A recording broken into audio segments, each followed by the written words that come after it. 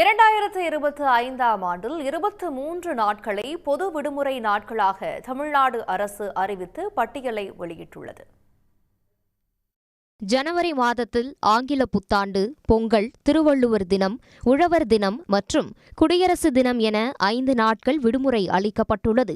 பிப்ரவரி மாதத்தில் தைப்பூசம், மார்ச்சில் தெலுங்கு வருட பிறப்பு, ரம்ஜானுக்கு விடுமுறையாக அறிவிக்கப்பட்டுள்ளது. ஏப்ரல் மாதத்தில் வங்கிகள் ஆண்டு கணக்கு முடிவு, மகாவீர் ஜெயந்தி, தமிழ் புத்தாண்டு, புனித வெள்ளி என 4 நாட்கள் விடுமுறை அளிக்கப்பட்டுள்ளது. மே, ஜூன், ஜூலை ஆகிய மாதங்களில் தலா ஒரு நாள் பொது விடுமுறை நாளாக அறிவிக்கப்பட்டுள்ளது. ஆகஸ்ட் மாதத்தில் சுதந்திர தினம், கிருஷ்ண ஜெயந்தி, விநாயகர் சதுர்த்தி என 3 நாட்களும், செப்டம்பரில் மிலாது நபி, அக்டோபரில் ஆயுத பூஜை, விஜயதசமி, காந்தி ஜெயந்தி, தீபாவளி விடுமுறை நாட்களாக அளிக்கப்பட்டுள்ளது. இதில் அக்டோபர் 2 விஜயதசமி, காந்தி ஜெயந்தி ஆகியவை ஒரே நாளில் வருவது குறிப்பிடத்தக்கது.